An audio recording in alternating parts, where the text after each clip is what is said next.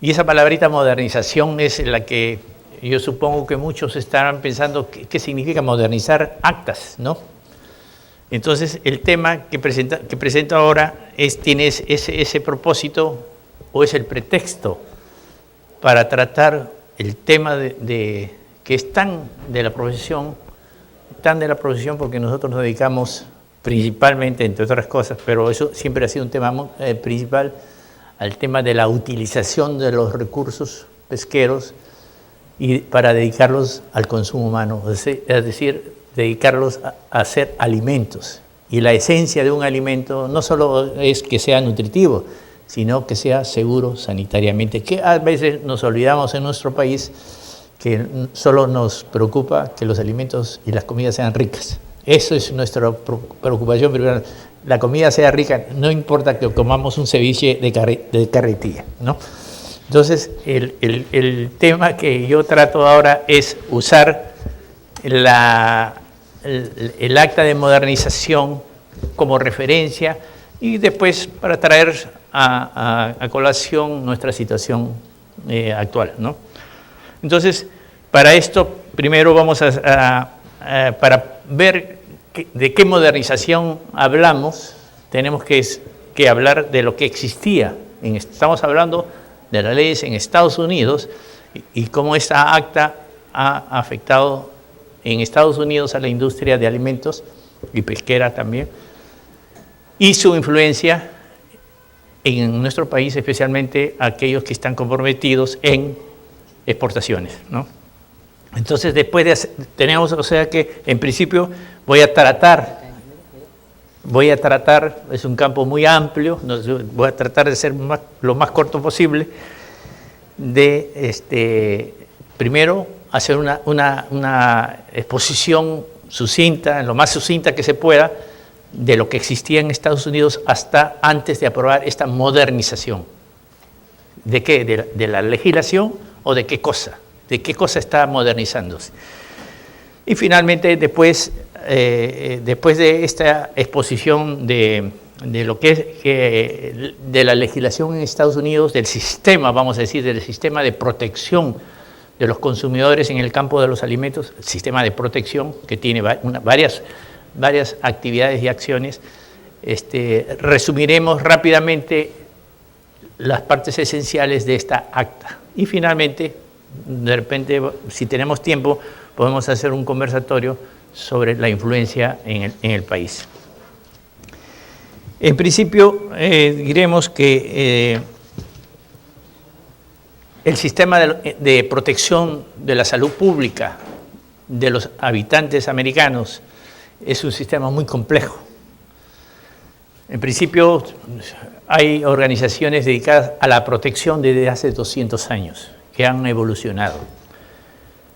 Existen en la actualidad más de 10 agencias o instituciones que se dedican a la protección de los consumidores. Y existen más de 30, lo que llaman estatutos, entre actas, que son leyes, o reglamentos dados por agencias ejecutivas que manejan el tema de los alimentos.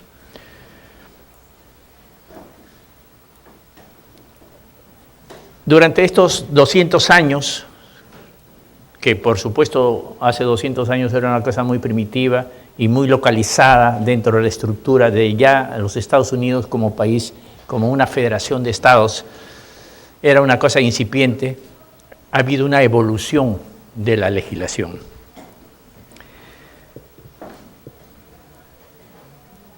Una cosa es la legislación y otra cosa es cómo, o sea, lo que llamamos las estrategias que se utiliza una autoridad utilizando la legislación para lograr un objetivo. Y ese objetivo, que es obvio, es la seguridad, es un objetivo de salud pública.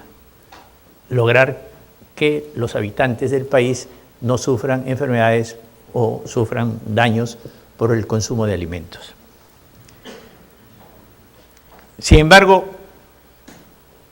si vamos a examinar, vamos a ver que ha habido una evolución, un mejoramiento continuo, con una serie de eventos y cambios, ¿no? Pero en la legislación, mas no así tanto en las estrategias de velar para obtener ese objetivo que es seguridad sanitaria de los alimentos en protección del consumidor.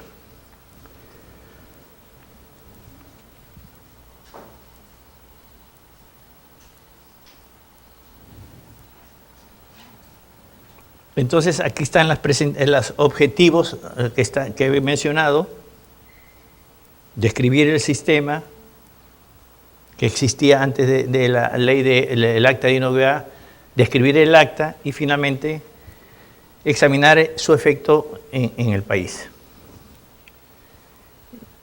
Hemos dicho que existen más de 10 agencias. Las leyes o actas son producto del Estado, son leyes que provienen por el camino del Congreso de los Estados Unidos. El acta de modernización es un intento de revolucionar, de hacer cambios radicales, no tanto en la legislación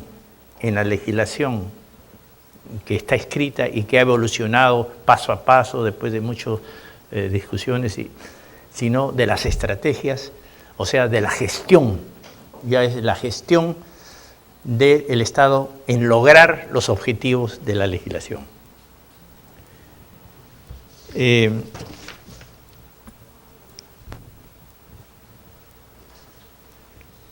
rol le cumple al Estado en la protección de la salud del consumidor? Entonces me he atrevido a poner ahí unas declaraciones de uno de los grandes funcionarios, de altos funcionarios de las dos principales, que ha trabajado en dos de las principales agencias de vigilancia y control. Una agencia perteneciente al Ministerio de Salud de los Estados Unidos y Recursos Humanos, y también ha trabajado para el Ministerio de Agricultura. La agencia, el FDA, es la que depende del Ministerio de Salud y Recursos Humanos, y el Servicio de Inspección de Alimentos y Seguridad Sanitaria depende del Ministerio de Agricultura.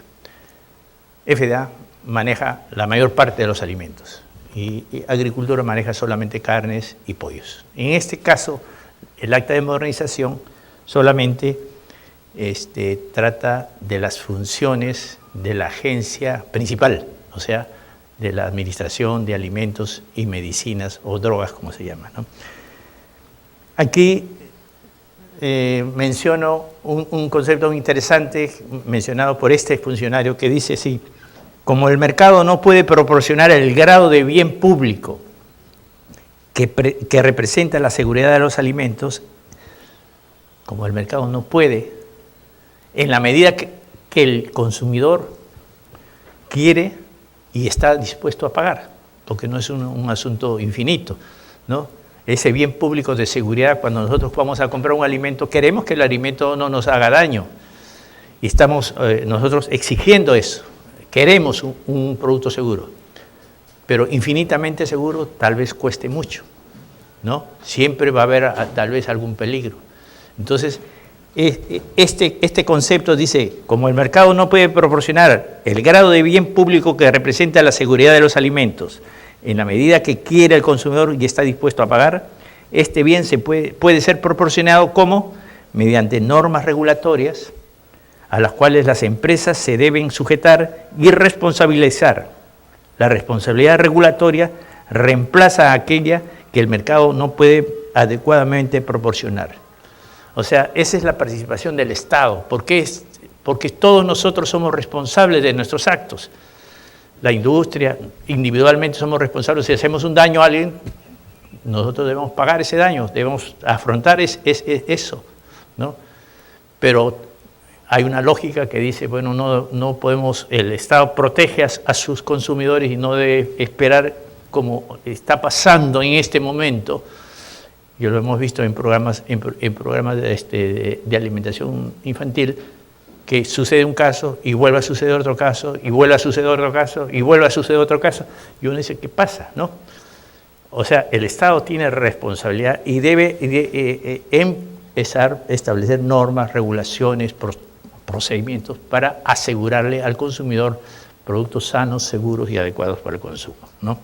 Así pues, el Estado aprueba normas y luego promueve, vigila y controla que la industria cumpla con su responsabilidad. Y eso es importante, donde vemos que las responsabilidades deben ser claramente establecidas. ¿Qué responsabilidad le cabe al Estado y qué responsabilidad le cabe a cada uno de nosotros o a la industria o a cada participante en las etapas del proceso de los alimentos, desde el mar hasta el plato, ¿no? Hay una serie de etapas. Cada uno de ellos en el comercio son responsables de lo que hacen. Entonces, esas responsabilidades son muy importantes. Y lo mismo le sucede al Estado. Su responsabilidad, ¿cuál es? Vemos que el Estado participa porque el mercado no puede asegurar esa seguridad sanitaria, ese bien público que significa seguridad sanitaria, en la medida que el consumidor exige y está dispuesto a pagar, ¿no? Ese es un criterio de un americano dentro de un país como es de libre comercio, y así lo menciona, ¿no?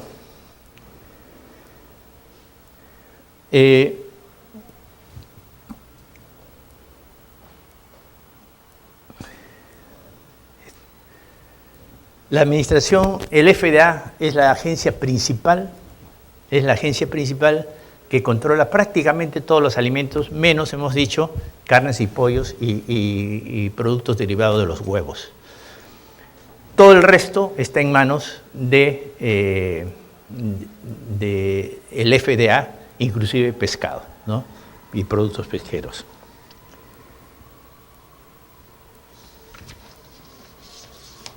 ¿Esto por qué? Porque en la evolución todos los países tienen su propia vida, sus propios antecedentes.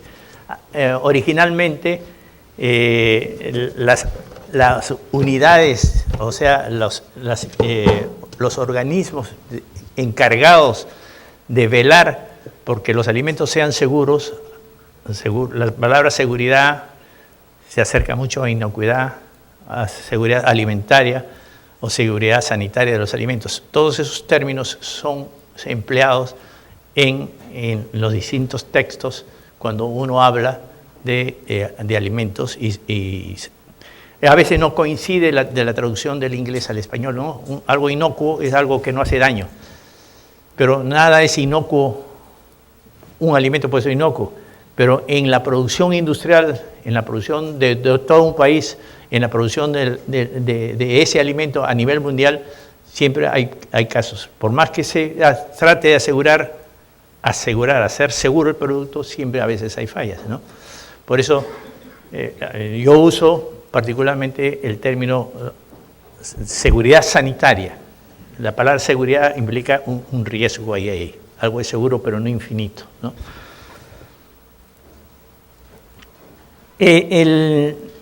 Entonces hemos visto que la agencia de control, de vigilancia y control, de promover protección es el FDA.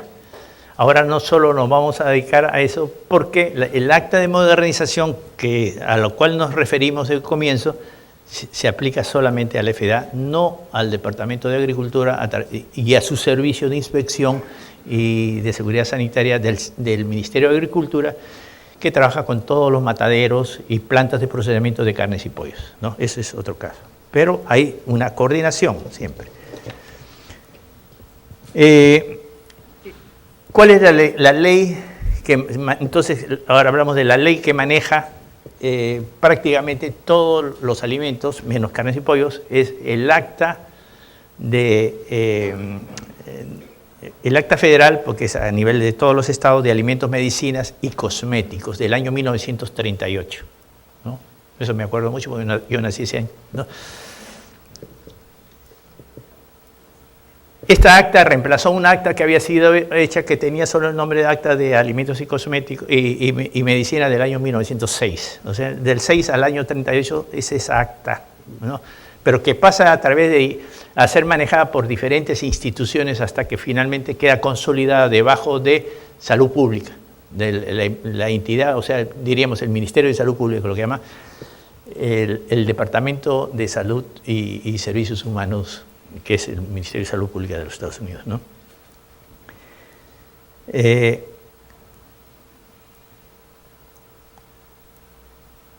¿Qué cosa se podemos, para tratar de es un acta que tiene muchos artículos, muchos temas en diferentes aspectos de seguridad sanitaria, aditivos, colorantes, algo de pesticidas, etc.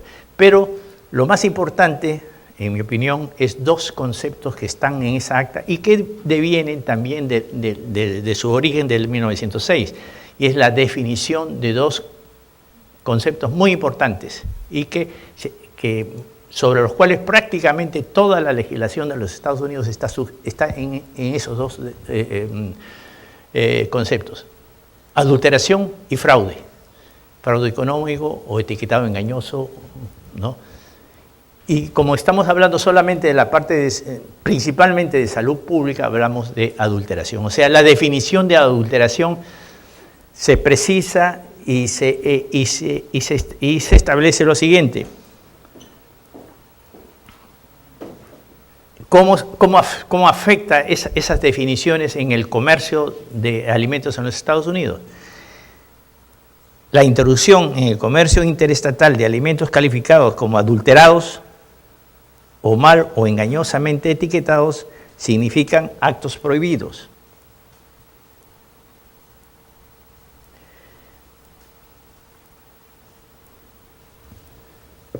Y ese es el concepto importante, ¿no?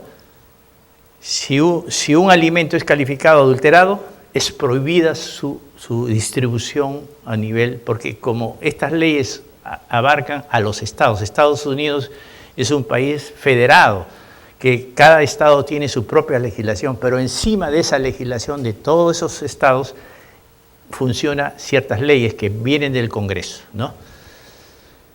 Entonces, este concepto es clave, y cuando nosotros, si trabajamos en la industria, exportamos, siempre tenemos que tener un claro concepto de esto, cómo se maneja estos conceptos y qué cosa es prohibido. Es prohibido la venta, el comercio interestatal de alimentos adulterados o engañosamente etiquetados. Significan actos prohibidos y sujetos a ¿qué? A demanda ante corte judicial, ¿no? Ya es una falta. Los abogados dirán que esto ya no es un asunto administrativo, sino ya va a un nivel judicial, ¿no? No sé si no soy abogado, pero entiendo que eso es así, ¿no? Ahora, para entender un poquito mejor, me permito señalar cómo es la legislación en los Estados Unidos, ¿no? Como acá, o como lo que se está en este momento debatiendo, ¿no? En Estados Unidos hay un Congreso, que es el que dicta las normas que gobiernan el país, y del cual salen las leyes, ¿no? En este Congreso tiene un Senado y otra Cámara que se llama la Cámara de Representantes, también llamada The House, ¿no? En estas dos cámaras, vamos a decir, se propician las leyes, los bills, y después de mucha discusión se armonizan estos dos documentos que se trabajan al mismo tiempo entre el Senado y la Cámara de Representantes, y llegan a un solo texto. Y ese texto es aprobado entre ellos y entregado al presidente del país, que lo suscribe, ¿no? Entonces, ya como acta o ley. Pero antes de ser publicada o introducida a través de un mecanismo de publicación, pasa a través de una oficina, de un consejo de especialistas en legislación, que lo revisan para que no tenga fallas, no van en contra de los principios escritos o aprobados por los congresistas, pero sí los textos, y lo estandarizan y lo codifican. Ellos dicen, codifican esa ley y la introducen en un sistema legal que se llama el Código de los Estados Unidos. Código de los Estados Unidos, US Code. Ustedes verán con un número muchas veces cuando uno lee legislación de Estados Unidos, eso es lo que viene del Congreso. Y ahí en esa estructura de ese sistema que tiene 51 títulos de temas generales y permanentes, porque así se dice, generales y permanentes, no puede ser cosas temporales que pueden cambiar en cualquier momento. Ahí se introduce esta acta aprobada y se la acomoda en cierta manera, donde hay capítulos, una serie una estructura, de tal manera que la legislación puede ser utilizada por los juristas, por la industria, por cualquiera que quiere. Ahí, a la hora de buscar alimentos, me voy al título 21. El título 21 es Alimentos y Medicinas. Y ahí voy a encontrar seguramente en el capítulo A o B o 1 o 2, alimentos. Entonces ya puedo ir ahí y encontrar todo lo relacionado a alimentos. Aquí en el país nosotros no sabemos, el Ministerio aprueba una ley, el Congreso otra norma, y no sabemos si se han derogado. Lo único que sabemos que alguien dijo al final, deróguese todo lo que se opone a esto. Y nadie sabe qué cosa se opone y qué está a favor o en contra. Es un desbarajuste. Muy difícil manejar la legislación aquí. Yo lo digo como inspector. Sigo casi toda mi vida en el campo de la inspección, que tengo que usar una norma para aplicarla, ¿no? Ese es un tema importante. Entonces vemos que así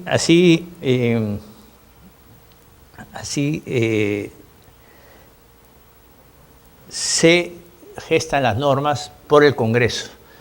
Pero el Congreso no llega a veces a los detalles, a muchas cosas, porque hemos dicho que el Congreso maneja temas generales y permanentes, ¿no? Los detalles los desarrolla el Congreso, autoriza a las agencias especializadas, se llaman agencias ejecutivas, que están dentro de los, vamos a decir, ministerios, en los departamentos, y otros que no están ni siquiera en departamentos, son agencias independientes designadas, cuyos directivos son designados por el presidente, como la agencia ambiental. Entonces, esos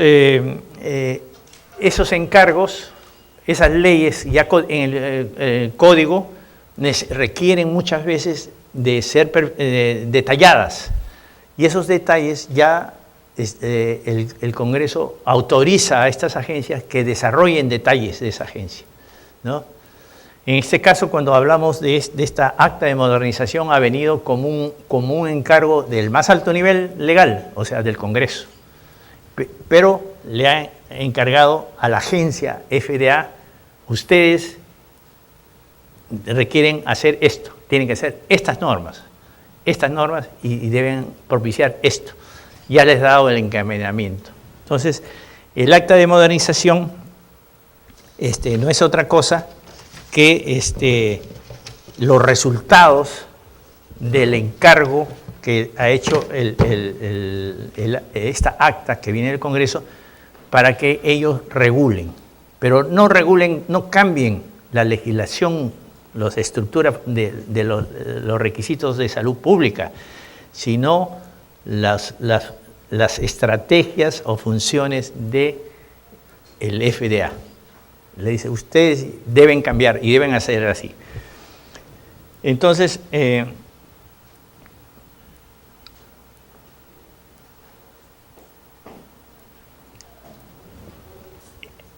estas normas, ya regulaciones, como se dice, hechas por las agencias ejecutivas, una de ellas es el FDA, y hay varias agencias, también se codifican.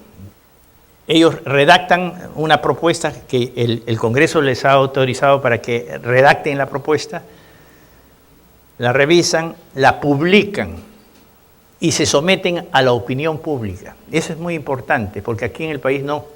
Vemos que el último reglamento del SANIPES lo han publicado 7 días y ya se acabó. Con 7 días para opinar.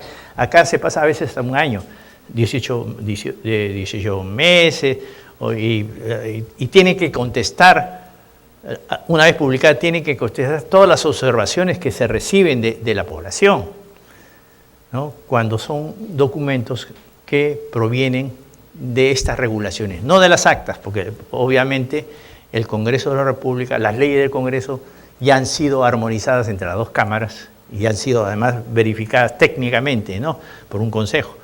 pero las leyes, las regulaciones derivadas de esas leyes que hacen las agencias ejecutivas, son sometidas antes de ser aprobadas por la propia agencia ejecutiva, son sometidas a la opinión pública, ¿no? Y a veces demora mucho tiempo, ¿no?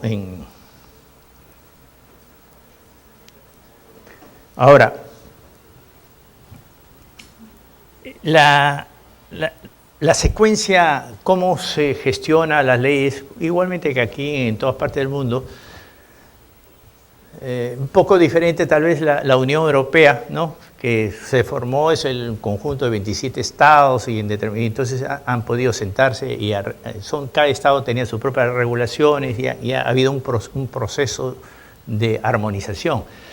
Pero un proceso igual en Perú, ¿no? A veces hay muchos los niños se están enfermando en su programa de alimentación escolar, entonces sale la necesidad urgente de hacer una ley, ¿no? O una norma. Entonces, también en Estados Unidos, ¿no?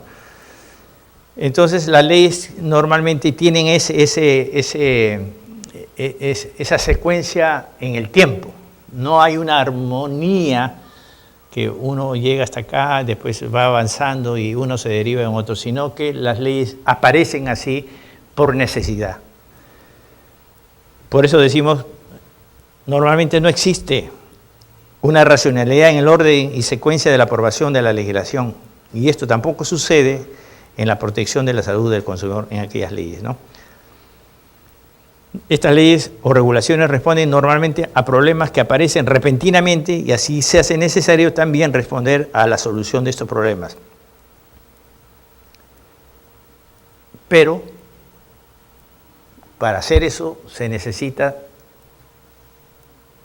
experiencia, conocimiento y especialidad, ¿no? Porque puede dar lugar a que lo que sea haga una institución colide conceptos con reglas de más alto nivel, ¿no? O sea que tiene que haber mucho cuidado de las agencias ejecutivas cuando regulan por indicación del Congreso, que el Congreso solo le da la orientación, ¿no? Como es en este caso. Si nosotros nos ponemos a ver rápidamente en Estados Unidos cómo está actualmente la legislación, antes de ir a ver lo de la modernización, qué cosas se va a modernizar, ¿no? Diríamos que el Acta Federal de Alimentos, Medicinas y Cosméticos del año 1938 es la principal norma o ley en alimentos.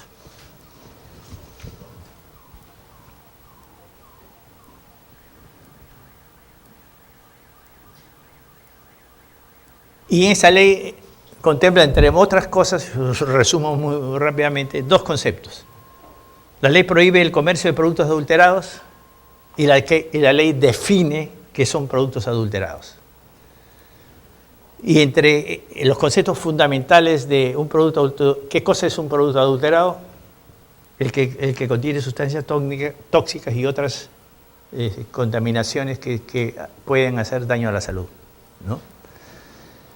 O sea, como decía un especialista canadiense, aunque eso más se aplicaba a su legislación, digamos, la adulteración es un problema del producto y su composición. O sea, si tiene bacterias, si tiene tóxicos, ¿no? Es adulteración, ¿no? Mientras que si un producto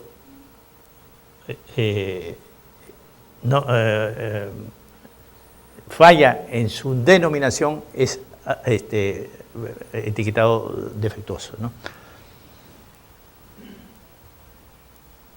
Pero también en esta ley del año 38, en la definición, y que es un tema, realmente un tema muy importante, se introduce por primera vez en forma muy enfática el concepto de riesgo. Dice que un producto que ha sido sometido a una condición por la cual podría haberse contaminado, por ejemplo, una condición sanitaria, y podría haberse vuelto peligroso a la salud, es adulterado. Fíjese, ¿eh? ¿Y eso qué significa? Que no está diciendo que tiene un tóxico, sino una condición por la cual, evidentemente, una planta sucia, moscas, la gente que no sabe cómo operar, ¿no? Ese acto es de adulteración. No se necesita tomar una muestrita y enviar a un laboratorio para decir que tiene o no contaminación. Ese es un riesgo inaceptable. Es un riesgo que la ley ya lo prohíbe. Esos productos de esa fábrica, en esas condiciones, esos productos son prohibidos de ser distribuidos en el comercio. Así se aplica la ley allá. Entonces, en esta secuencia, el año 38 es fundamental en la definición de adulteración y también fraude económico, ¿no? Sin embargo, del año 38 para adelante comienzan a la agencia que es el FDA, que maneja la aplicación de esta ley, se encuentra que hay muchas situaciones todavía imperfectas, que la definición de adulteración de muchos puntos, ¿no? Esto es un resumen muy reducido de lo que está contenido en la ley. Sin embargo, aún así, la legislación señala, digamos, la experiencia del FDA veía que era insuficiente para muchos casos, con esa definición, declarar si un producto es adulterado o no. Porque hay que ver la cantidad de diferentes situaciones de manejo de un alimento a través de toda la cadena de producción, desde que, por ejemplo, si hablamos de pescado, desde el mar, descarga, transporte, procesamiento, venta, etcétera, hasta el que llega al consumidor, hay muchas situaciones. Entonces, la definición propia de adulteración a veces no podía aplicarse. Entonces, entre el año 38 y más o menos el año 60, y finalmente se va aprobando reglas del FDA, que es la agencia, porque al tener aprobado en el acta del año 38 estas consideraciones, el FDA tenía competencia para regular sobre temas de adulteración, y va definiendo. Y define y cómo resuelve el problema. Ustedes ya es de conocimiento público, y usted lo usa muy a menudo, muy comúnmente, el término de buenas prácticas de manufactura. Aprueba las buenas prácticas de manufactura bajo el título 110 del Código de Regulaciones Federales. Código de Regulaciones Federales que pertenece a la acción de las agencias ejecutivas, no del Congreso. Y entonces aprueba el 110, finalmente en el año 70, que hasta ahorita se ha modificado con la introducción casualmente del acta de modernización. Y el año 1973 se aprueba una muy ya no genérica, esta norma de buenas prácticas de manufactura, que cubre todas las etapas del proceso productivo de alimentos, y que se trata de que sea, digamos, lo más preciso posible. En algunos casos es difícil señalar precisión, o sea, como asunto obligatorio. Entonces, la solución para la redacción, quienes redactan esta, utilizan dos tiempos del verbo, shall y should, deberá o debería. Entonces, estos artículos de esta ley están escritos bajo esas condiciones. En algunos casos es obligatorio. Tal cosa deberá ser hecha así, shall. Y en otros casos se dice que debería ser en cierta forma, ¿no? Porque hay muchas posibilidades por las cuales el reglamento, el Código de Buenas Prácticas, establece solo una, ¿no? Eso es importante. En el año 1973 mencionaba que, dado varios casos de botulismo, o sea, botulismo de conservería, hace que se apure, como cuando suceden problemas, se apure la redacción de un reglamento. Y en el año 73 se redacta el reglamento bajo el 113 del Código de Regulaciones Federales, un reglamento que se llama Alimentos Térmicamente Tratados de baja acidez en envases herméticamente cerrados. ¿Esto igual a qué? Conservas, a lo que nosotros llamamos conservas, ¿no? Con ese título se aprueba. Y lo importante de este reglamento es que, si bien es cierto, no se menciona en su texto, este reglamento ya es estructurado bajo los principios del análisis de peligros y control en puntos críticos, que era el procedimiento que venía desarrollándose en los Estados Unidos desde finales del año 50, principios del 60, y ya en el año 73 ya se había avanzado bastante con este sistema de gestión para la seguridad sanitaria, que es el análisis de peligro, lo que es famoso HACCP, ¿no? Análisis de peligro y control en puntos críticos, ¿no? Entonces, este reglamento se estructura bajo esas condiciones. No dice que está sujeto a eso, pero sí está estructurado así. Ese es el 113 y después al año siguiente algo similar se hace para alimentos acidificados. Entonces, pero están escritos bajo como códigos de buenas prácticas para conservería o códigos para buenas prácticas para industria, para alimentos acidificados. Y así continúa. Hay una serie de leyes y otras consideraciones legales que se van aprobando en ese tiempo, especialmente en el campo del etiquetado. El campo del etiquetado no lo estoy tocando acá porque es demasiado amplio, complejo, y no soy un experto en eso, pero es el campo más complejo que en este momento la industria de alimentos afronta, porque es sumamente complejo y cómo cumplir con la ley, ¿no? Eso es un tema aparte. Sin embargo, aún con estas normas, estos códigos de buenas prácticas, hechos expresamente en el caso del 110 es genérico para todos los alimentos, mientras que el 113 es conservería, solamente conservería, las etapas de conservería bajo el sistema, en principio sistema HACCP, es como si fuese un plan HACCP, muchos de ustedes saben qué cosa es un plan HACCP, hecho reglamentariamente, ¿no? Ese es el 113. Pero aún así falta cosas, falta algo. Y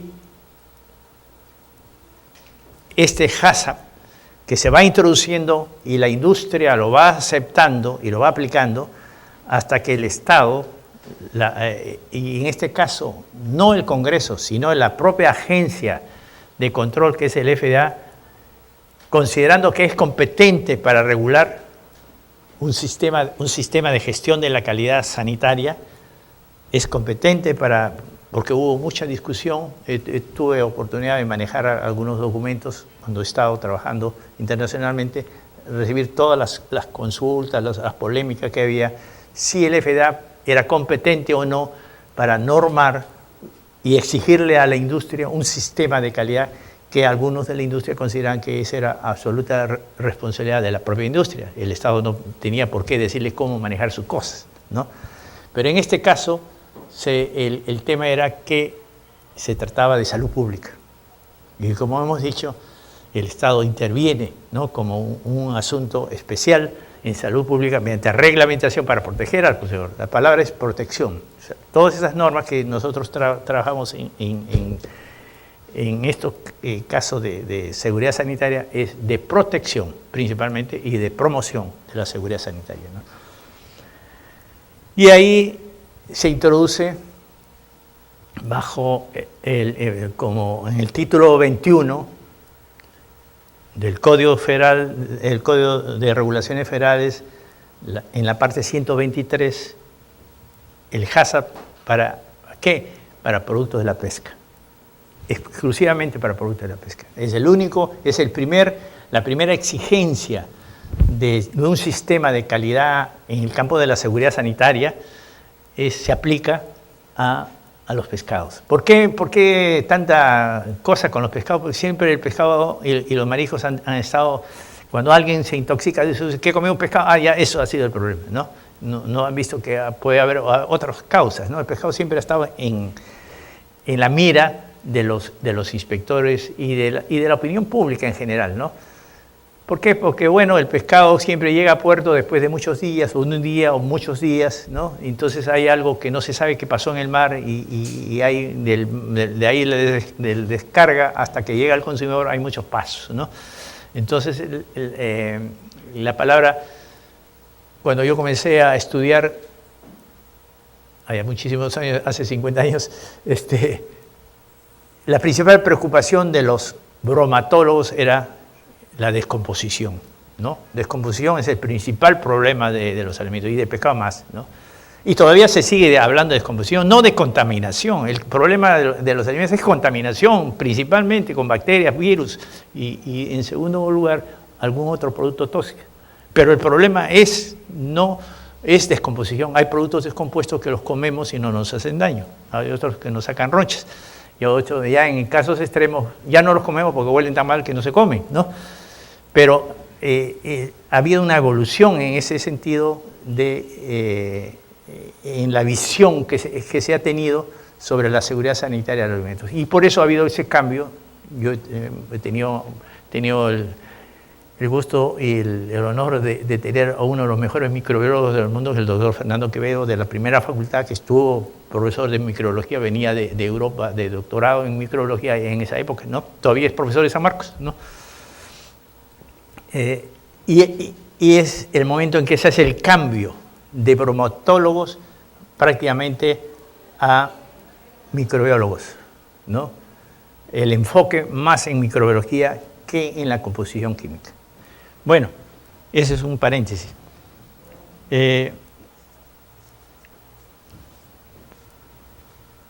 Entonces hemos llegado que el año 1995 se aprueba obligatoriamente el HACCP para pescado y producto de la pesca. Y después se añade jugo de frutas y ahora y queda en blanco muchos otros productos, ¿no?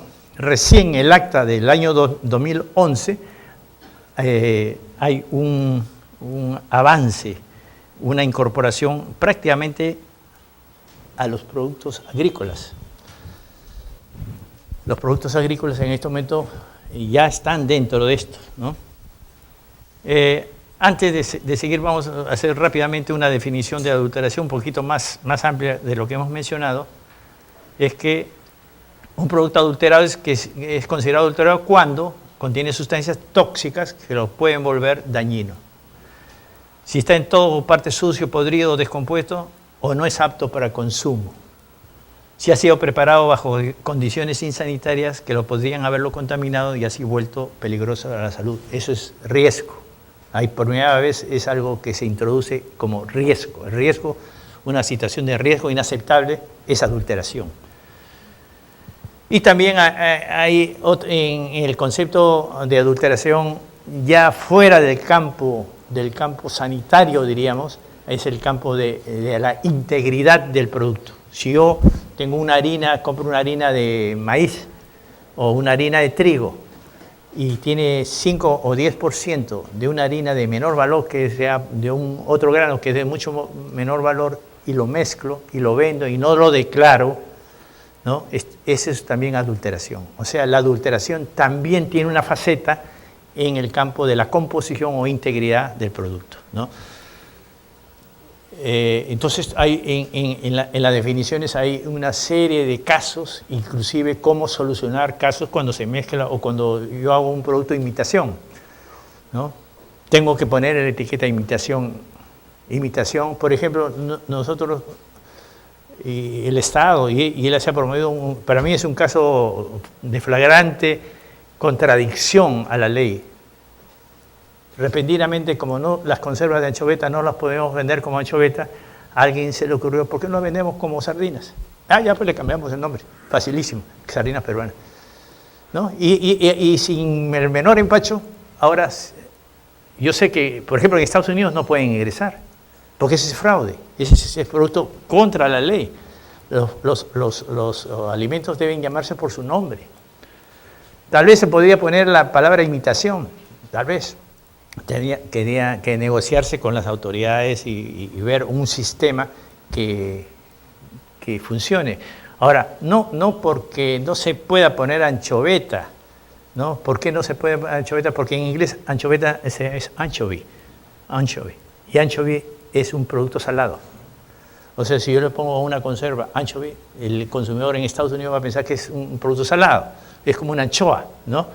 Entonces, ese es el problema.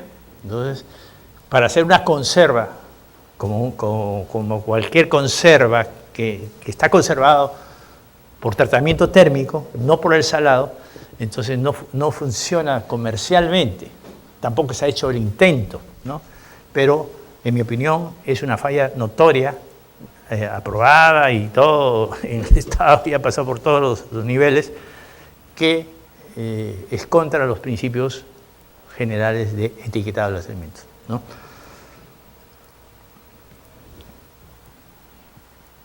Entonces vemos que también la adulteración es cuando hay una falla en la integridad. Y cuando un alimento es mal etiquetado o engañosamente etiquetado, es que si el etiquetado en alguna manera es falso o engañoso. O sea, en este caso, ¿no? Es una anchoveta y se le pone sardina, es falso.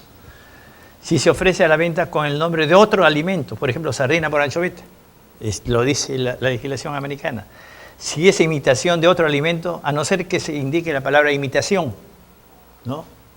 Por ejemplo, la carne de cangrejo en Estados Unidos, hay gente que le gusta la imitación de carne de cangrejo más que la natural, porque lo único que ha encontrado en el mercado ha sido imitación a partir de surimi, de pulpa de pescado que se le ha dado el sabor de cangrejo, y eso es lo que se vende, se hace, digamos, patas o uñas, pero es surimi, con sabor, pero le ponen imitación carne de cangrejo y la gente compra, ¿no? Y no es malo. También en otros campos, en otros aspectos de la etiqueta, una letrita amarilla sobre fondo blanco con un rinconcito que decir peso neto. Nosotros vamos a comprar en el mercado y conservas, ¿y cuánto pesa esta? No se ve por ningún sitio, ¿no? En Estados Unidos el peso neto debe estar colocado en lo que ellos llaman el panel principal de la etiqueta, el panel frontal, el panel que el consumidor ve. Ahí, debajo, con el tamaño de la letra, está regulada qué tamaño de letra debe tener, ¿no? Bueno, es un tema que no está dentro del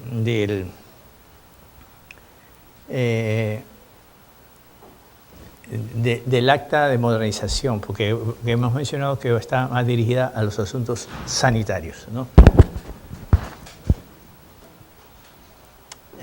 Bueno, hemos mencionado que la introducción del HACCP en la legislación comenzó por pescado. Ya hemos mencionado de que el riesgo, la posibilidad de riesgo es suficiente para calificar un pescado de riesgo inaceptable, ¿no? No está en la composición, yo de repente analizo ese producto, no sale nada, pero la situación de riesgo es evidente, ¿no? Y eso hace que el producto sea adulterado. Entonces el HACCP que se introduce es casualmente para eso. Ahora, ¿cómo funcionaba el FDA hasta ese momento, inclusive ya teniendo aplicado el sistema de análisis de peligros y control de puntos críticos, ¿no? El FDA, su misión era caminar en el mercado, como se dice, ¿no? En el mercado de los estados, ver que alguien se queje o identificar un producto ya adulterado, observarlo, detenerlo, probar que es adulterado y una vez probar que es adulterado, denunciarlo al Poder Judicial. Esa ha sido la estrategia que ha caminado muchos años el FDA, por una serie de razones, ¿no? Entre las razones está en que en un país donde la actividad privada es muy poderosa y así nomás, en casos que el Estado interviene, ellos tienen la posibilidad de actuar ante las cortes y decir, no, esto no, hasta acá nomás, ellos no pueden ir a revisar mis libros, eso es un asunto confidencial. Entonces, ¿qué quiere decir? Que el FDA actuaba después de los hechos. Esperaba que suceda una adulteración para identificarla plenamente, comprobar la adulteración y denunciarla al Poder Judicial. Ese era un asunto del cómo el Estado actuaba, ¿no? Indudablemente la aprobación del HACCP, ustedes saben, son 7 principios y el principio es eminentemente preventivo el HACCP. El HACCP es prevención, o sea que ya no es que eso de andar caminando esperando los problemas, sino evitando que los problemas sucedan. Y ese es el gran cambio, pareciera que no es importante, pero es un cambio muy grande.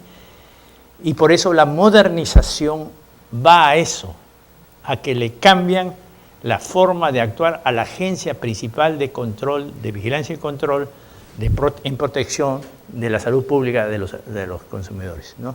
Le cambia, le dice, eso ya no, tienes que tú a prevenir los problemas. Tu función es prevenir, no esperar que sucedan, ¿no? Y eso es como el día y la noche, ¿no?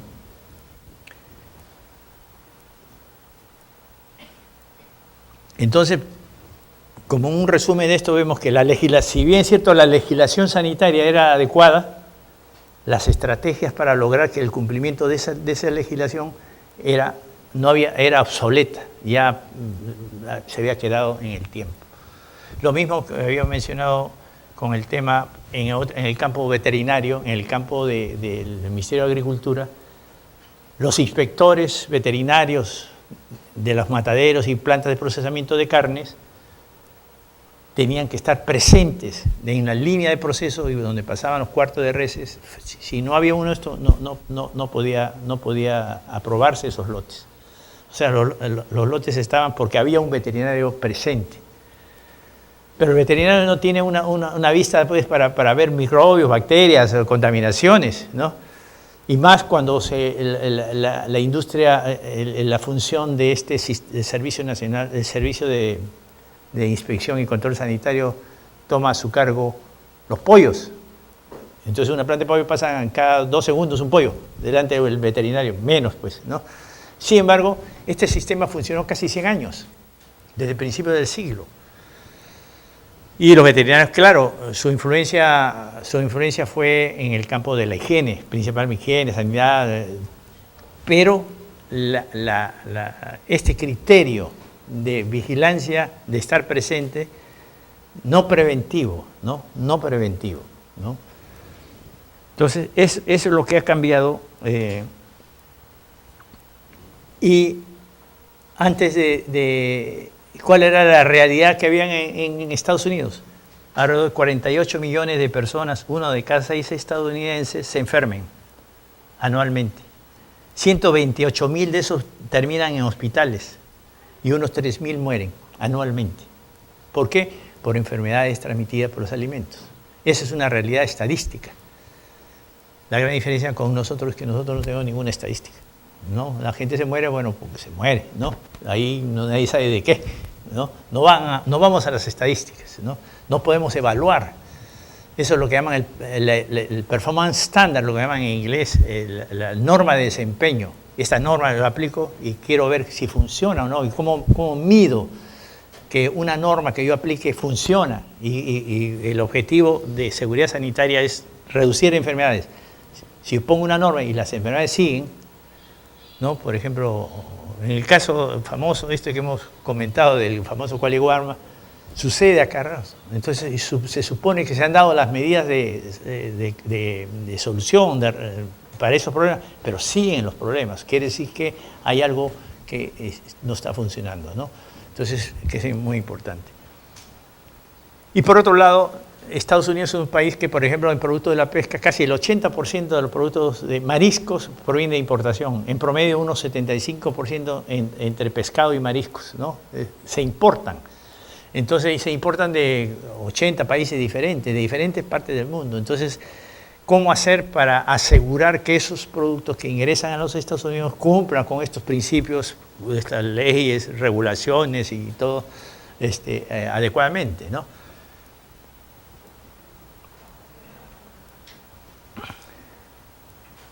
Y las estadísticas, ellos tienen un centro que se llama el Centro de Disease Control and Prevention, el Centro de Control y Prevención de Enfermedades. Un centro donde llega toda la información de enfermedades y donde los estudios estadísticos y epidemiológicos se concentran, y además de varios programas, ¿no?, para la prevención.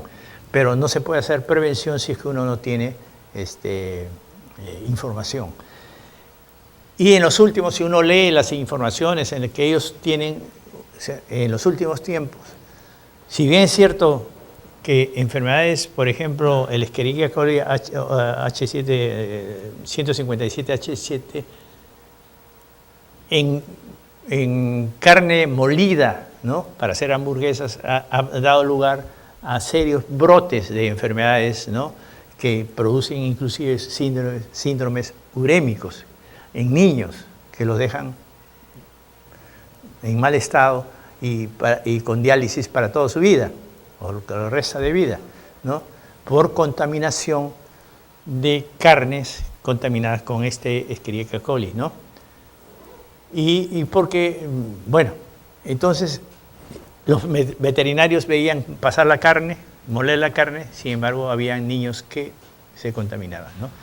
Eso en carnes. Y siempre se consideró que los productos vegetales eran más sanos, mucho más seguros, ¿no? Y el HACCP y muchos códigos de buenas prácticas no llegaban salvo a las condiciones en plantas grandes, condiciones higiénicas, sanitarias, ¿no? Pero muchos de estos productos alimenticios se consumen crudos. Y entre ellos tenemos lechugas, tenemos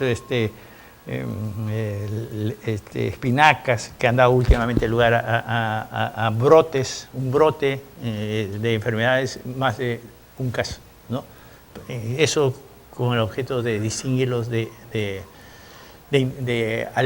situaciones alérgicas, que son individuales, ¿no? Entonces las estadísticas distinguen entre brote y caso, ¿no? Caso es uno que posiblemente es por asunto alérgico. Pero si hay 2 o 3 o más, ya no es muy difícil que todos sean alérgicos, ¿no? Entonces es muy importante eso, los expertos en salud pública y epidemiología y los centros deben llevar sus estadísticas adecuadamente, ¿no?, para tomarlas después. Deben ver las medidas necesarias. Tenemos los problemas de espinacas, lechugas, tomates, melones. Con melones ha habido increíblemente, uno dice, melones, ¿cómo van a enfermar melones? Pero melones dieron lugar a brotes, varios brotes, con muchos. ¿Por qué? Porque provenían de zonas donde el campo estaba contaminado.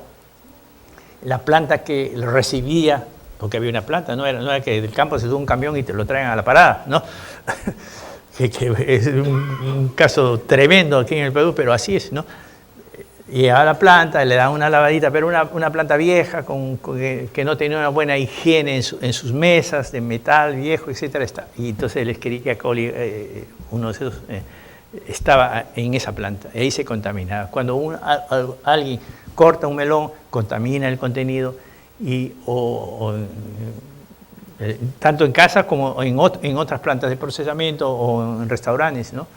Entonces, esto dio lugar a, como en 10 estados, porque esa era una gran hacienda que producía, eso ha sido hace un par de años. Entonces, ese es un caso también que ha reforzado ya que la decisión de llevar a cabo la legislación, las estrategias de control al campo de los vegetales. En pesquería, como hemos dicho, ya estaba muy más avanzado, o sea, pesquería ha sido lo más avanzado. Lo mismo se puede decir casi acá, ¿no? Por ejemplo, con granos germinados, no soya germinada que se utiliza. Últimamente, no sé si un año atrás en Alemania, hubo un caso muy severo, ¿no? Y le echaron la culpa a los españoles, porque había muchos productos que venían de España, le echaron la culpa a los pepinillos españoles, pero finalmente eran granos germinados de una planta, de un establecimiento, de una granja o de una chacra en Alemania, ¿no? Entonces, el tema de seguridad se amplía.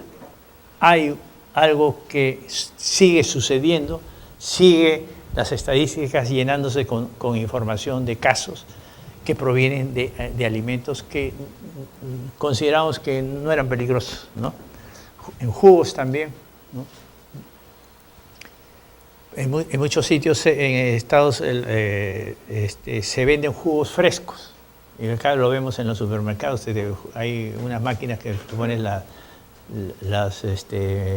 naranjas y te las exprimen y te dan el jugo ahí, ¿no? Y eso también en Estados Unidos. Y de eso muchas contaminaciones. ¿Por qué? Porque el campo es el contaminado, ¿no? Muchas veces el ganado vive alrededor de los campos de cultivo. Y en algunos casos se pasea dentro de los campos de cultivo, ¿no? Entonces la contaminación fecal por origen del ganado llega a introducirse en el... Entonces, ¿qué cosa es finalmente es la modernización? La modernización es el empoderamiento, lo que se llama, de la agencia de control con nuevas instrucciones, nuevos mandatos para que ellos actúen no en la forma tradicional, con el objeto de prevenir problemas, ¿no? Y de actuar, digamos, en oportunidad, y especialmente en el campo de la importación de alimentos. Esos tres puntos son muy importantes del el encargo que le da la ley. Y le dice, ustedes tienen que hacer las reglamentaciones. Y en este caso, el FDA viene regulando, escribiendo, poniendo a disposición pública estos proyectos de reglamentos, ¿no? Unos que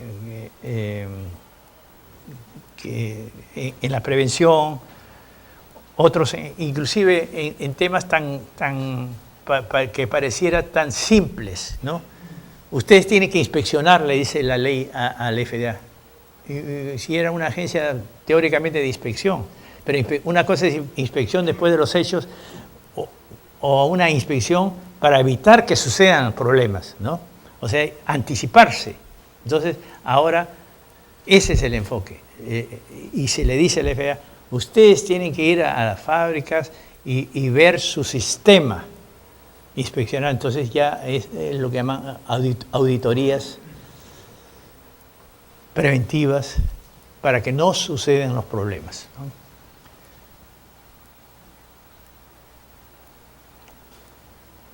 Ellos tienen además dentro de todo el gran problema del sabotaje, ¿no? Entonces ellos en el año 2002 aprobaron el acta sobre bioterrorismo, la preparación y la alerta contra el bioterrorismo, ¿no? Y eso también ha pasado a ser obligación. O sea, como le encargaron esa tarea al FDA, el FDA también vigila que si viene un inspector a una fábrica que después de visitar todos sus temas sanitarios se encuentra que los productos son almacenados en una pampa o un local que no tiene puertas, que cualquiera tiene acceso. Esas son condiciones que ellos pueden decir, esta planta, si viene un terrorista, me pone tóxicos en eso, me cambia cajas y me los pone ahí, no hay ninguna seguridad de que ese producto sea seguro, ¿no? Para la importación a Estados Unidos. Entonces también abarca eso. Entonces, por eso se dice, las normas preventivas son efectivas si los responsables las aplican, ¿no? Porque podemos decir, no, hagan tales cosas, pero si los responsables les importa un rábano, ¿no? Y nadie inspecciona que la cumpla o no la cumpla, como sucede muchas veces en nuestro país, entonces no funciona nada, ¿no? Entonces está escrita en el papel.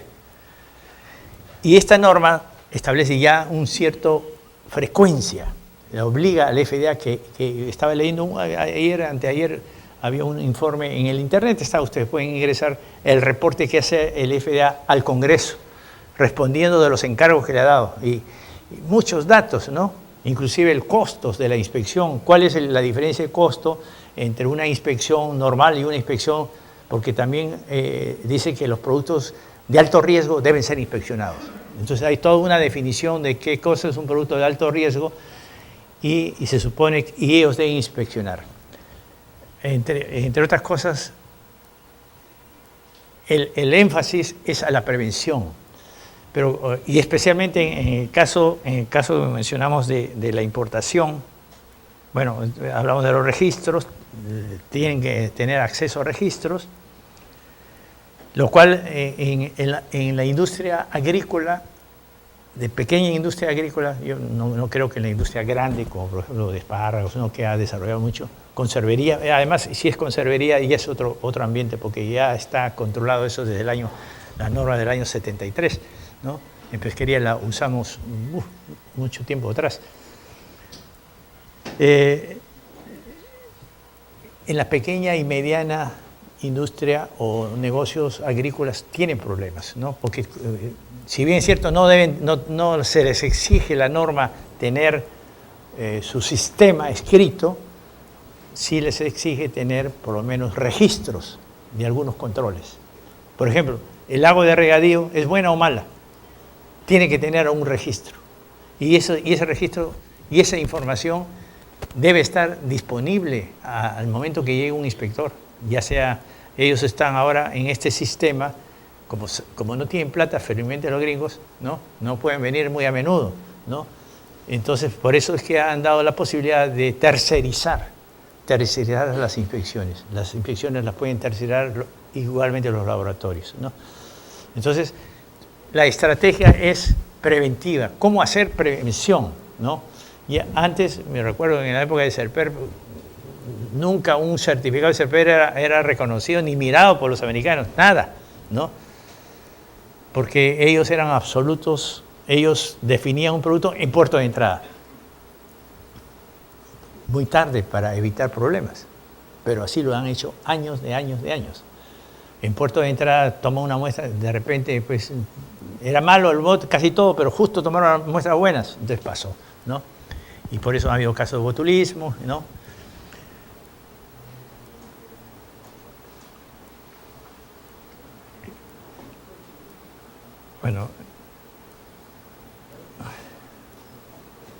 Bueno,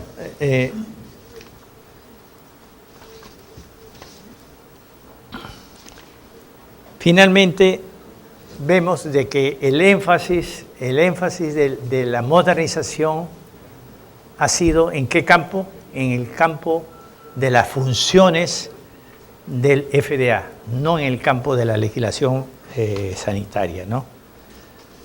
Y haberle otorgado al FDA,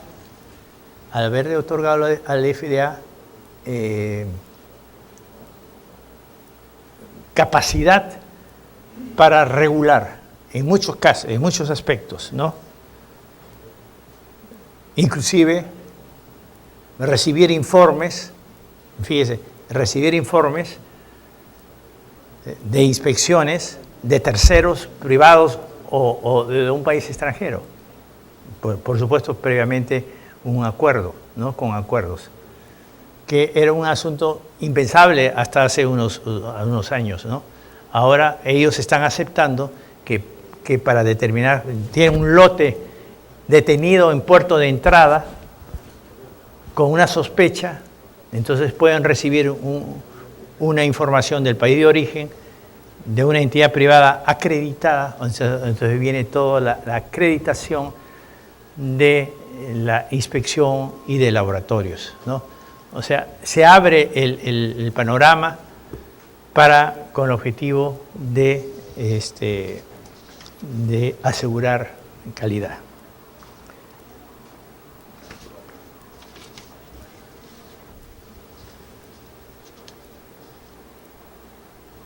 Después de esta explicación sucinta, porque el asunto es muy complejo, yo mencioné de que en el fondo era un pretexto para que nos pongamos a pensar en la situación nacional. ¿Cuál es la situación nacional? ¿Cómo están los sistemas de vigilancia y control? Entonces vemos que de lo que yo he podido ver desde el año 70 hasta la fecha, ha sido una cosa muy irregular. A veces hemos tenido posibilidades de actuar, de desarrollar el sistema, cambio de gobierno, boom, se cae el sistema, otra vez se trata y otra vez se cae, y así respectivamente.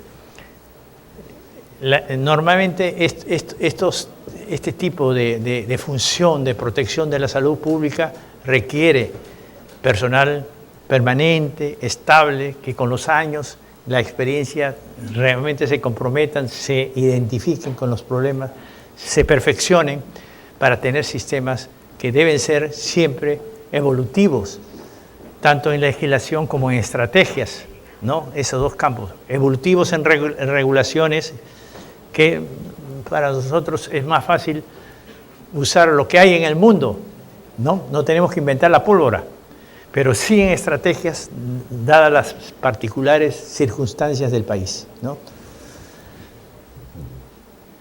Finalmente quería decir que el capítulo de ingeniería pesquera tiene organizado un comité de calidad y de seguridad sanitaria que estamos tratando de moverlo un poco, e invitamos a las personas que tengan algún interés, que vamos a tratar de tener una reunión mensual que se publicará oportunamente y que están cordialmente invitados a participar.